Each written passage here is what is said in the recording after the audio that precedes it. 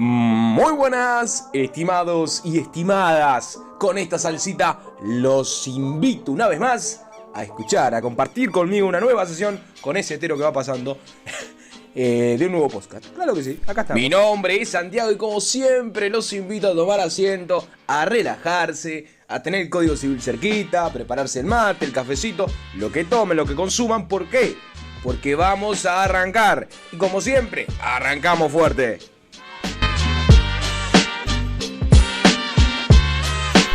Damas y caballeros, ladies and gentlemen, vamos que vamos con contrato de donación, el contrato gratuito por excelencia. Al remitirnos a este contrato podríamos hacer un recorrido bastante extenso, bastante meticuloso con la historia misma, ya que vemos que este contrato no es tan antiguo al fin y al cabo. Vos verás cómo que no es tan antiguo, no es tan antiguo. Costaba verlo como un negocio jurídico. Por ejemplo, por allá por Napoleón, se decía que era un acto.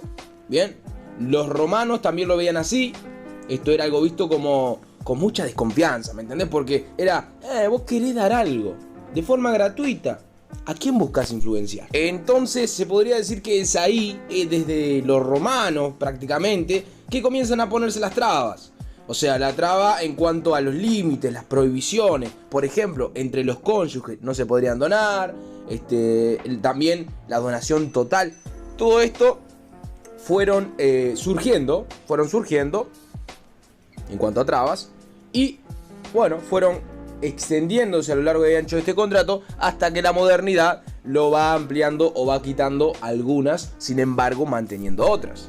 Bueno, ahora sí, por primera vez en la vida te invito a que mires un segundo al menos la pantalla. ¿Por qué? Porque quiero compartir un esquema en base al teórico que nos vamos a parar hoy. Hoy veremos desde los ojos de Gamarra este tema, lo vamos a ver en el tomo 6 del mismo. Y bueno, van desde el artículo 1613 a 1660. Bueno, como pueden ver y tienen frente a sus ojos, Gamarra emplea un esquema, una imagen, donde están presentes tres círculos concéntricos. El primer círculo, el más pequeño, es el de la donación. Es un contrato dentro de los contratos. La donación es un contrato gratuito, característica que comparte con otros contratos como por ejemplo el comodato, y más ampliamente la donación podría decirse que es un acto de liberalidad. Ahí entonces ya tenemos cuál sería la causa de la donación, que sería la mera liberalidad del bienhechor, perdón que no sé hablar. Característica entonces que comparte con otros contratos y además con otros actos que carecen de naturaleza contractual, como por ejemplo la renuncia de derechos. Acá también estamos hablando de un acto de liberalidad, al igual que en las donaciones, en la renuncia de derechos en sí misma. El artículo 1613 da un concepto de lo que es la donación entre vivos. Es el primer contrato que se regula en la segunda parte del libro cuarto del Código Civil, que son obligaciones que nacen de los contratos. Por eso no hay duda de la naturaleza contractual de este negocio. Entonces entendemos y recalcamos que cuando referimos a un acto de liberalidad, y en segundo lugar que no surge tanto del artículo de contrato gratuito en sí, porque según el 1249, pilar fundamental de los contratos gratuitos y onerosos, en cuanto a su distinción, se dice que el contrato se llama gratuito cuando tiene la utilidad de las dos partes, sufriendo la otra el gravamen. Partiendo de la premisa de que en principio el contrato siempre es un negocio bilateral, atendiendo a un aspecto particular que es el número de partes que intervienen en su formación y posterior perfeccionamiento. El código también recoge otra distinción, atendiendo a un concepto diferente al de nuestro país, el concepto que surge del 248, el cual nos presenta el número de partes y cuál o qué tan grabadas resultan estas partes. La bilateralidad de los contratos es la característica que nos permite distinguir claramente al contrato de donación de, por ejemplo, el de testamentos. ¿Por qué? Porque los testamentos tienen una característica compartida con la donación, pero tienen a su vez, dos grandes diferencias. La primera, la gran diferencia, es que el testamento es siempre unilateral, atendiendo al número de partes que intervienen en el acto, y además que son mortis causa. Recién producen efectos cuando el sujeto muere. Mientras que en nuestra queridísima donación, los efectos se producen desde que se otorga la misma. Ahora, por más que el artículo 287, inciso 2, nos presente a la causa de los contratos gratuitos, es decir, una causa genérica que pudieran compartir todos estos, a ciencia cierta, ¿dónde está la diferencia entre la donación y los otros contratos? Es decir, ¿dónde está la diferencia entre la donación y los otros contratos que pueden tener o que son de carácter gratuito? Porque es el 287, inciso 2, quien establece esta forma genérica, ¿se entiende? Y bueno, la distinción es fundamentalmente en sí la función. Es decir, ¿cuál es la función que cumple la donación? La función que cumple es un título hábil para transferir la propiedad o constituir otros derechos reales. Entonces, esto quiere decir que a la donación sí se le agregó el modo tradición, por lo tanto provoca ese efecto transmitivo o constitutivo de derechos reales, a diferencia de lo que acontece en el comodato, que en realidad entendemos que confiere un derecho de menor fortaleza. ¿Por qué? Porque es un derecho personal. ¿Recordás lo que es el comodato? Si lo haces, déjamelo en la caja de comentarios que entre todos te corregimos. Y si te sacas 12, nada, te lo dejamos como comentario fijado, ya sabes. Ahora, cuando referimos a este contrato, a este tipo de contratos, estamos refiriendo o estamos frente a un contrato unilateral. El artículo 1248 nos dice que es un negocio unilateral. Por ejemplo, la donación simple. Le dono a X mi biblioteca entera y X lo acepta. Bueno, hay solo una obligación y esa obligación es para mí, que me obligo a entregar la cosa. Ahora encontrémonos con el primer titular, démonos de frente con la consensualidad y la solemnidad de la donación. Bien, primer punto. En cuanto a inmuebles, bueno, en cuanto a inmuebles no hay cosa extraña, no hay cosa alejada del resto de realidades, es decir, los inmuebles tienen determinadas solemnidades a seguir. Es decir, un procedimiento, pim, pum, papeles, todo lo que fuere. ¿Por qué? Porque sí, porque para transferir este derecho de propiedad se van a requerir determinadas formalidades. Mientras que el artículo 1619 nos dice que la cosa mueble, en realidad, basta con que sea una donación consensual, donde ambas partes estén de acuerdo. Por acá, Howard nos dice que cuando el texto refiere a donación, debe entenderse que se quiere decir oferta. Y me dirás, ¿cómo que oferta? Sí, porque se requiere del consentimiento de la aceptación de la otra parte. Es decir, es la particularidad del artículo 1620.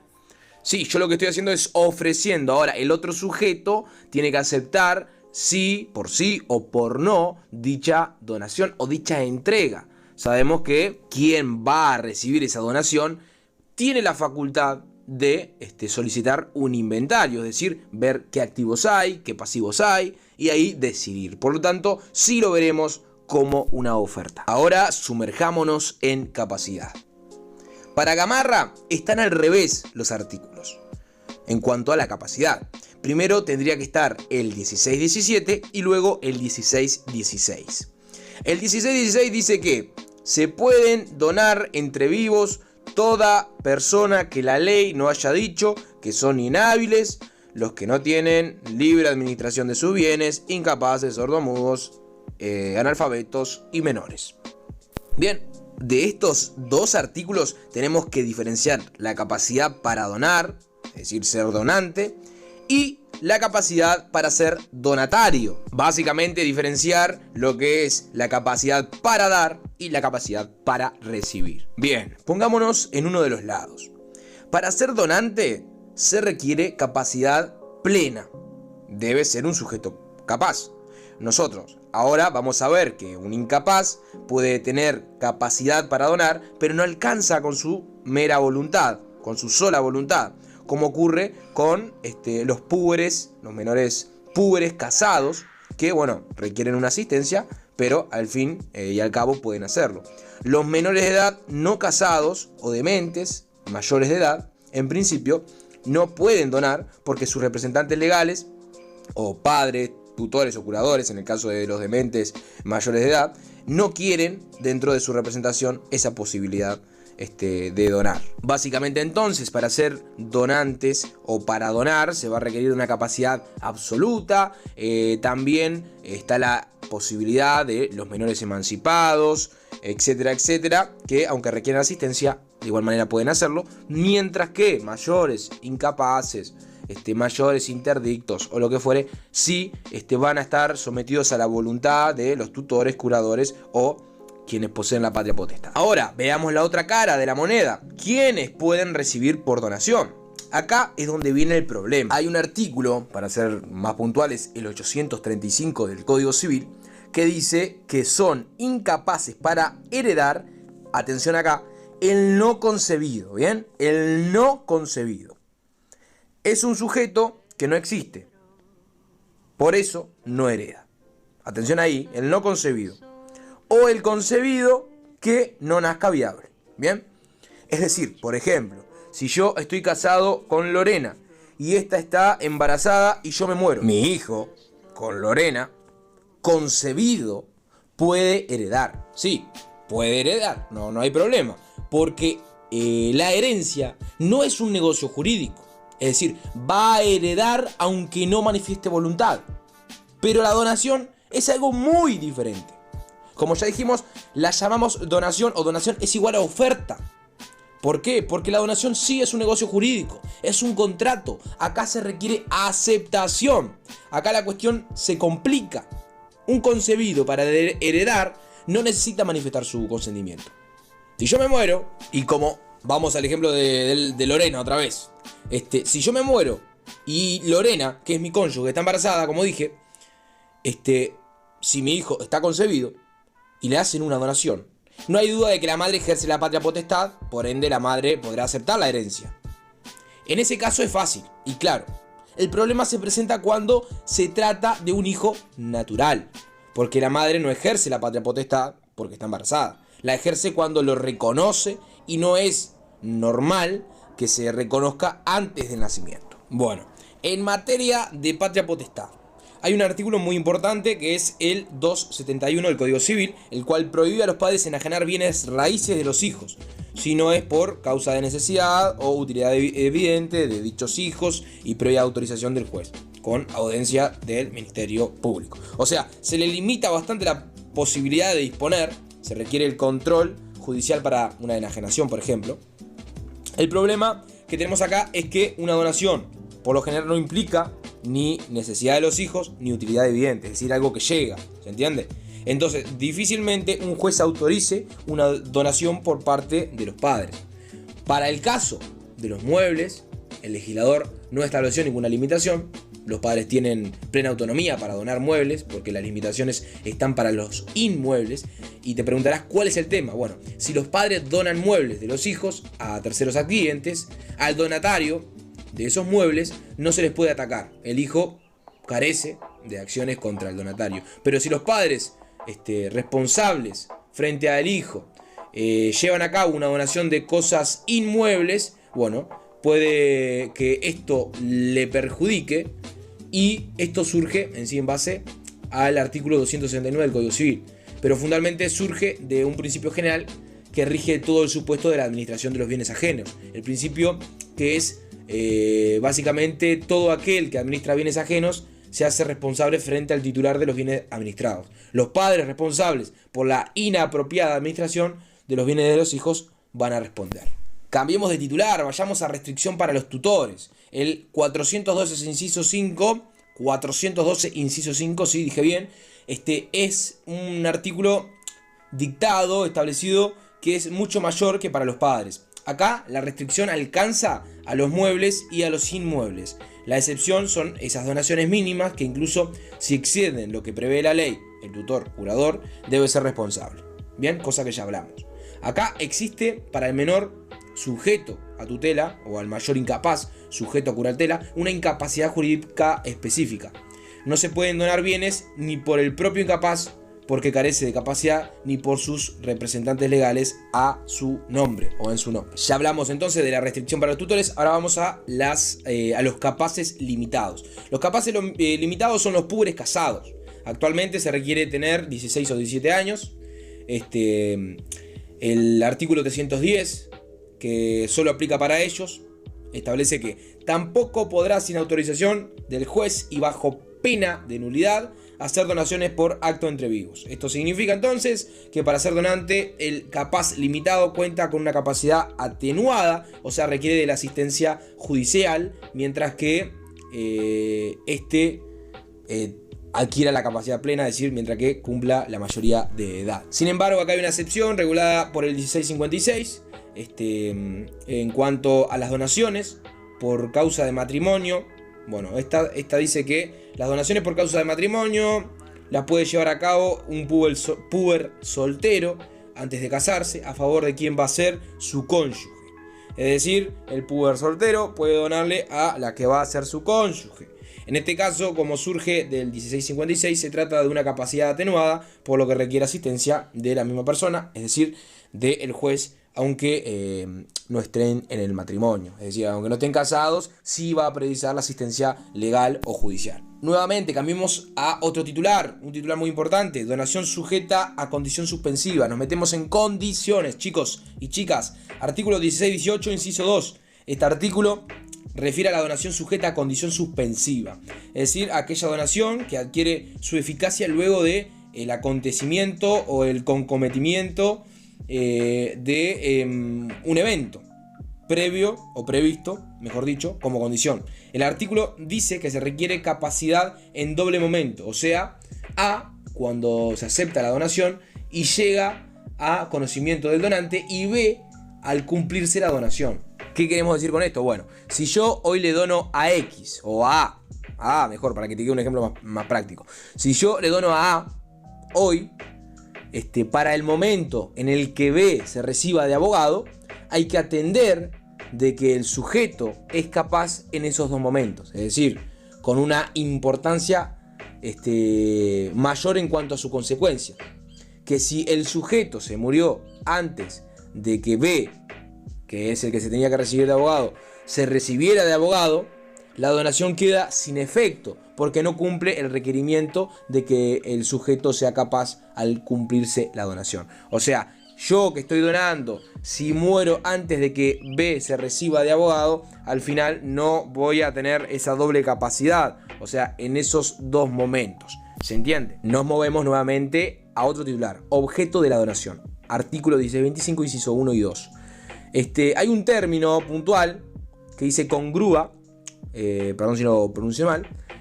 Significa que permita mantener el nivel de vida con el cual se contaba antes de hacer la donación. Es decir, yo como sujeto no voy a donar, o no se me está permitido donar de alguna forma si yo, siendo multimillonario, dono esos millones y me quedo pobre. Es decir, significa que me tiene que permitir seguir viviendo en la calidad de vida en la que estoy viviendo. Puedo donar todos mis bienes menos la cantidad necesaria para mantener el nivel de vida que tenía antes de hacer la donación. Eso se refiere puntualmente, a eso se refiere puntualmente el artículo 1625. Ahora pasamos a otro punto. Este punto es muy importante, presta atención. Prohibición de donación de cosa futura. ¿Bien? Está prohibida la donación de cosa futura. Artículo 1625, inciso 3. Prohíbe la donación de bienes futuros. ¿Qué entendemos nosotros por bienes futuros? Bueno, principalmente se puede entender dos nociones de bienes futuros. Primero, bienes futuros que no existen en la naturaleza. Un bien que no existe en la naturaleza es un bien futuro. Una excepción de bien futuro es el que no es propiedad disponible. Esos serían los conceptos que podemos entender de bien por el inciso 3 o el inciso tercero, el cual lo debemos vincular con el inciso final del artículo 1025, según el cual los bienes presentes, de los cuales sí se puede donar, se comprenden todas las cosas o valores con relación a los cuales el donante puede conferir, desde luego o desde ya, un derecho cierto. O sea, por ende, yo no podría donar cosa que no existe en la naturaleza. Cosas futuras ni podría donar tampoco cosas ajenas porque no están en mi patrimonio. O sea, no puedo donar primero los 50.000 kilos de papa que voy a tener ahí. Bueno, son cosas futuras que todavía ni siquiera las he plantado. Si no las planté, no las puedo donar. Y a su vez, yo no puedo decir, bueno, te voy a donar aquel Mercedes-Benz que está pasando por la calle. ¿Te gusta? ¿Te encanta? Yo lo voy a comprar el mes que viene. Ahora cobro, lo compro, lo pago y te lo dono. Tranqui, vos tranqui. Bueno, no lo puedo donar. No puedo hacer un papel de donación. ¿Por qué? Porque no está en mi propiedad y no puedo ceder más derechos de los que poseo. Eso es una ley básica. No puedo dar más de lo que no tengo. O sea, dar más de lo que tengo. ¿Se entiende? No, ahí no. Y se caga. No puedo dar más de lo que no tengo. No puedo hacer pim. ¿Vos me entendiste? Ahora, sin embargo, Gamarra dice otra cosa a lo que te acabo de mencionar. El tema de la papa. El tema de la papa, el tema de la uva o de lo que fuere. Gamarra explica que dentro del concepto de cosa presente se puede incluir ciertos bienes que habitualmente se consideran bienes futuros, como por ejemplo la papa, la uva, lo que fuera. ¿Bien? ¿Por qué? ¿Por qué lo podemos incluir? ¿Por qué podemos incluir la papa, la uva del año 2022? Bueno, porque aunque todavía no existe, se va a poder donar. Porque, otra vez, Gamarra sostiene que son bienes presentes, pero en sí son bienes pendientes. ¿En qué sentido? En que, aunque no se hayan producido, el donante, es decir, el propietario que va a donar, tiene derecho actual sobre la cosa que lo produce. ¿Se entiende? O sea, la papa, la uva, sí la podemos donar. Atención ahí, postura de Gamarra. La papa, la uva, la podemos donar. ¿Por qué? Porque sí, yo te la puedo donar, aunque no la haya plantado, no la haya colocado. ¿Por qué? Porque lo voy a hacer. Tengo el suficiente derecho sobre la tierra, sobre el arado, sobre la semilla o lo que fuera. El tubérculo, ¿no? ¿Vos me entendiste? Y como seguramente sea algo que iba a hacer, sí lo voy a poder donar. Cambiemos de titular, vayamos al poder normativo negocial. Esto está previsto en el 1657. No puede haber donación de un cónyuge a otro, es decir, ahí están las limitantes legales. Lo mismo para los concubinos con la ley de unión concubinaria 18246 y cualquier tipo de contrato entre tutor y pupilo está prohibida. Ya casi al final, que debería haber sido al principio lo mejor, pero bueno, el que se queda hasta el final tiene premio. Vamos a ver las clasificaciones de la donación simple, la donación modal, la remuneratoria y por causa de matrimonio. Arranquemos con estas 4 primero para hacer un esquemita. Bueno, la donación simple puede ser revocada, sí señores, puede ser revocada a instancias del donante por causa de ingratitud. Es decir, los casos de ingratitud te los voy a mencionar acá. No es como que diga, ay, me fue ingrato, no, le voy a sacar la... No. Además, antes de comenzar, te digo que este accionar al final no se transmite de forma hereditaria. Es decir, los hijos no pueden decir, che, no, estás siendo ingrato, a no ser que puntualmente se haya dejado en el testamento. Bien, ¿qué entendemos por causales de ingratitud? Bueno, los casos son los siguientes. 1. Si el donatario cometiere algún delito contra la persona, contra la honra o bienes del donante. 2. Si el donatario imputare al donante alguno de los delitos que le den lugar a un procedimiento de oficio, aunque lo pruebe, a menos que el delito se hubiere cometido contra el mismo donatario, su cónyuge o hijos constituido bajo su potestad. Ni la donación onerosa, es decir, la donación modal, ni la remuneratoria se pueden revocar por causa de ingratitud. La ingratitud solo se comprende por las causales establecidas. No puedo decir me fue ingrato como ya mencioné. Donación modal, o también conocida como donación onerosa. Bueno, en esta no hay equivalencia de igual manera, es decir, se establece un modo, pero ese modo no puede ser equivalente a lo que se dona, al gravamen que sufre el donante. Bueno, no hay equivalencia, al menos no desde un punto de vista objetivo. El modo debe ser apreciable en dinero, es decir, yo no puedo decir, bueno, voy a poner de modo de que yo te dono 3 millones de dólares si vos dejás de fumar. El dejar de fumar no es apreciable en dinero, por lo tanto no lo puedo usar como modo. A su vez, el modo puede resolver el contrato. ¿En qué sentido? En que se resuelve el contrato por el incumplimiento del modo. No se atiende al 1431, pero se puede pedir la resolución por el incumplimiento del modo, habiendo intimado en mora al donatario. Pasamos ahora a la donación remuneratoria. La acción remuneratoria es aquella que se hace para retribuir un servicio, es decir, al taxista, la propina, al mozo, lo que fuera. Esta no tiene retribución por ingratitud. Mozo, me fuiste ingrato, no sirve. Causa para Gamarra, puede decirse que la causa es la remuneración del servicio en sí mismo, es decir, el pago de, como les digo, el extra, la propina o lo que fuere. Recordar, no tiene revocación por ingratitud. Acá puntualmente en la donación por causa de matrimonio, cosa que ya vimos en los menores impúberes habilitados. Los menores púberes habilitados, se hace la donación teniendo en cuenta de que las personas se van a casar, se debe hacer antes del matrimonio siempre y se hace en consideración al matrimonio. Cuando la donación es de un cónyuge al otro, decimos que es de un novio al otro. ¿Por qué? Porque si es de un cónyuge al otro, caemos en la prohibición de que un cónyuge y el otro no se pueden donar. Muy importante entender eso. Referimos a entre un novio y otro, no entre cónyuge y otro, sino falta legitimidad, falta poder normativo negocial, falta legitimidad. Ahora vayamos a otra clasificación, donación inoficiosa, es decir, donaciones que perjudican a los herederos forzosos, ley 20021. Esta básicamente funciona cuando hay herederos forzosos.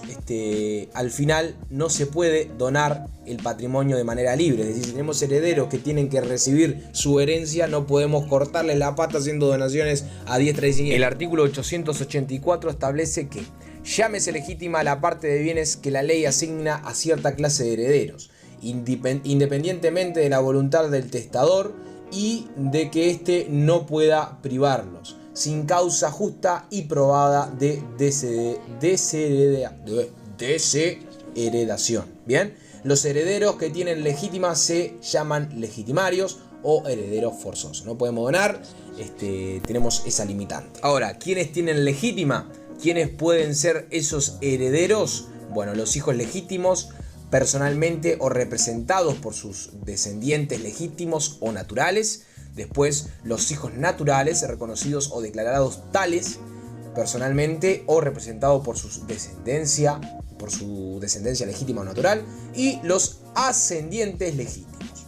El donante no puede afectar la porción de herencia que le pertenece a un heredero forzoso, y todo esto se revisa cuando se abre básicamente el testamento. Así que importante tener en claro, donación inoficiosa es cuando la donación afecta la porción legitimaria que le correspondiere. Esto sería vulnera las legítimas. Atención con ese término. Vulnerar la legítima es cuando la donación afecta la porción legitimaria. Después, porción legitimaria, ¿qué es? La porción legitimaria es la que le toca por ley al heredero forzoso, y la acción de reducción de la donación es cuando se vulnera la porción legitimaria de un heredero. Y bueno, se atiende a lo siguiente. Primero, si hubo una porción legitimaria vulnerada por la donación, se pide a los donatarios que se devuelva el valor de lo recibido, empezando por la última donación en el tiempo, hasta que se subsane el valor afectado de la porción legitimaria. Es decir, mi padre le donó a 5 personas y eso me afectó a mí. Si me afecta a mí, a mi porción legitimaria, se va a ir desde la última, es decir, desde Antonio, por ejemplo, ahí se va a ir solicitando que devuelvan la cosa hasta que se cumpla mi satisfacción, desde el último hasta el primero. Importante tener en cuenta que todas las donaciones están sujetas a esta reducción. La donación modal tiene el límite hasta el valor del modo dispuesto, obviamente, pero después todas las donaciones están sujetas a esta reducción. Solo pueden atender a esta reducción de la donación los herederos forzosos. Bien, 885 artículo. La acción es contra los donatarios o contra los sucesores de los donatarios a título universal. Muy bien, estimados y estimadas, esto fue donación en 30 minutazos casi. Está todo, no puede haber error, no fallamos, somos nosotros, ya saben. Estimado, mi nombre es Santiago, estimada, mi nombre es Santiago, nos vemos en la próxima con más contratos.